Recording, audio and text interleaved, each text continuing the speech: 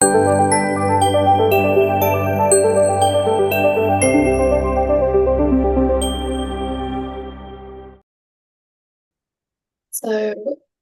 so I'll just begin. So today, as Steve mentioned, I'm going to be sharing one of the projects that I've been working on as part of my PhD, which is investigating whether genomics can enhance care and quality of life in psychosis. So I'll begin first by providing some background into the project.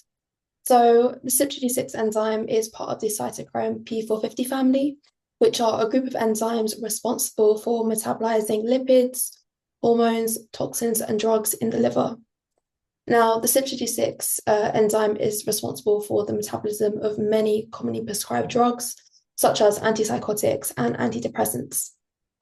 But the gene that codes for this enzyme is highly variable, and this can impact the effectiveness and also the risk of adverse drug reactions for medication that's metabolized by CYP26. So here, I hope you can see my mouse. Here we have the CYP26 gene, and everyone has two copies, one from your mum and one from your dad. And if you don't have any variation on either of these copies, then you're classified as being a normal metabolizer. And the enzymes produced by these alleles all have normal activity. Now, if you have a variant on one or potentially both of these, then this can reduce enzyme function, and the enzyme produced can have low or even absent activity. And these individuals are classified as intermediate or poor metabolizers. And then finally, if you have an extra copy of the CYP26 gene on the same DNA strand, then you have increased enzyme activity, and this is characterized as an ultra-rapid metabolizer. So there's been a lot of research in literature about an individual's CYP26 metabolizer group and the effect on clinical outcomes, such as medication response, adverse effects, and adherence as well. And having extremes in CYP26 activity, so if you have increased enzyme function like an ultra-rapid metabolizer or absent enzyme function like a poor metabolizer, this has been shown to reduce adherence, and patients are more likely to discontinue their medication. For the poor metabolizers, this is because they have a significantly higher risk of adverse drug reactions. And for the ultra-rapids, this is because they have a higher risk of non-response. However, there are very few studies that have looked at whether this impacts healthcare costs. Now, in this research project, my hypothesis was that patients with these extremes in CYP26 activity have higher resource utilization and therefore high healthcare costs. And this question was actually explored by a previous study by Herbild et al. And they actually looked at a sample of individuals with schizophrenia, and they found that these extreme metabolizers incurred significantly higher costs compared to the normal metabolizers. So their results aligned very well with our hypothesis. However, their study was conducted over 10 years ago, so their cost estimates could be outdated. So in this study, I will be providing an up-to-date investigation on the influence of CYP26 metabolizer group on healthcare costs in individuals with psychosis. And this project is using baseline data from the pharmacogenetics in mental health study, which is investigating the use of genetic testing to optimize and guide prescribing of antipsychotic medication. And in this study, we recruited over 300 adults with a diagnosis of psychosis, currently being prescribed antipsychotics across 11 NHS trusts. And the participants had to complete a baseline assessment. And so this involved collecting a DNA sample and a questionnaire, which asked them questions about their service use over the last 3 months. And then I valued the costs using published literature and national databases, such as the National Cost Collection for the NHS and the Personal Social Services Research Unit's unit costs. And then for the analysis, the primary outcome for this project was the total healthcare costs, but we also looked at some secondary outcomes such as the psychiatric care costs, physical health costs, and also the primary care costs as well. So in terms of our methods, I used a two-part model which was used by the Herbill paper and also in a variety of previous health economic papers. And in the first part of the model, this consisted of a logit model using the full sample to estimate whether any participants had any non-zero healthcare expenditures. So in other words, our exposure variable was the CYP2D6 metabolizer group, and our outcome was a binary variable where there was two possible outcomes. 0 if the participant had no healthcare expenditures, or 1 if the participant had any healthcare expenditures. And then in the second part of the model, we used a generalized linear model to estimate the average healthcare costs. Again, our exposure here was the CYP2D6 metabolizer group, and our outcome was a continuous variable, which was the healthcare costs. And this part of the analysis was done on a subsample of the participants who had positive healthcare costs. And then finally, we carried out some goodness of fit tests to just make sure that the model was properly specified. And we repeated this two-part model for each of our 4 outcomes. So we repeated this process for the total costs, the psychiatric costs, physical healthcare costs, and finally, the primary costs. So our statistical analysis was performed using a total sample of 328 individuals, and the characteristics of the sample is shown on the table you can see on the slide.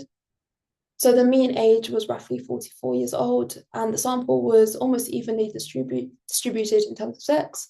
So with 47% of the sample being female and 52% of the sample being male. Our sample was quite diverse. So although the majority of the sample was white, so that was around 62%, the remaining were of Black, Asian, and minority ethnic background. And this made up approximately 37% of the sample. And in terms of diagnoses, participant had a diagnosis of schizophrenia, bipolar disorder, or another psychotic disorder. So this included schizoaffective and schizophreniform. Now, in terms of the results, over half our sample were found to be normal metabolizers. 37% were intermediate metabolizers, and only a small percentage were extreme metabolizers. So that was around 8%. And the mean total healthcare costs for the normal metabolizers over a 3-month time period was £7,600. For the intermediate metabolizers, this was slightly lower, around £6,600. And lastly, for the extreme metabolizers, they had the highest average costs of £12,000. But it is worth bearing in mind that these means are heavily skewed by a few patients with very high healthcare costs. So I also added information about the median and the range as well. So this bottom row shows the median and the ranges, and as you can see, the total costs are much lower. But the extreme metabolizers still have the highest total cost across all of the metabolizer groups. So now here are the results from our 2-part models across all of the 4 outcomes. So I'll focus firstly on the first part of the model. And just a reminder, this is the likelihood of having any healthcare expenditures. And the coefficients for the first part are in log odds units. So this indicates whether having a positive healthcare expenditure is a more likely event. So that's represented by a log odds greater than 0, or a less likely event would be represented by a log odds less than 0. And as you can see, this was non-significant across all of the 4 outcomes. So this meant that there was no difference between the likelihood of having healthcare expenditures for the extreme metabolizers compared to the normal metabolizers. And then for the second part of the model, this shows the results of the generalized linear model, which represents increases or decreases in the healthcare costs.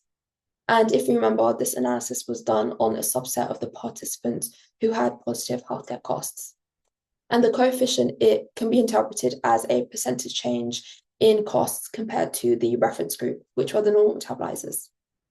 So this was non-significant across the 4 outcomes, although there was weak evidence here that the extreme metabolizers had higher psychiatric care costs, although this was non-significant at 0.08.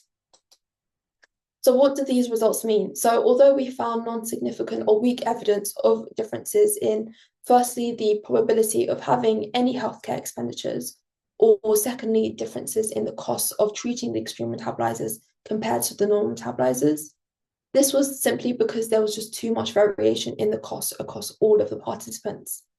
And there were also some drawbacks to our study that could potentially explain some of these results. So firstly, our study did have a very small number of extreme metabolizers. We only had roughly 27 extreme metabolizers, whereas the paper by Habib had around 60 to 70, which would have boosted the statistical power of their analysis. In our study, we also only captured 3 months worth of resource use, and it is recommended by previous literature to capture at least 6 months or even a year. And then finally, we did use self-report data, and this could be subject to recall bias, where there's an error in the recall of information, such as forgetting to report an event or reporting an event that didn't occur. So our results didn't replicate the promising results by Habib et al., but that I showed you in the first few slides, but I presume that is partly due to our limited statistical power. So based on these results, we would definitely recommend a larger study to increase the number of extreme metabolizers in the sample with a time period of at least a year in order to detect those differences between groups. And then in terms of implications of this research, genomics is very much a hot topic in the NHS at the moment. And I just wanted to mention that the NHS have released a plan to create 8 genomic networks of excellence to develop evidence and models of adoption for genomics in the NHS. And one of these 8 networks is pharmacogenomics and medicine optimization, which is very relevant for us. There's definitely been a real push for research and implementation of using genetics to optimize prescribing, especially in areas such as cancer and cardiovascular disease, but there's still very much limited work on mental health and psychosis in particular. So this work sets the foundation for hopefully the implementation of genomic medicine, specifically in mental health in the NHS. Thank you very much for listening, and I'm happy to take on any questions.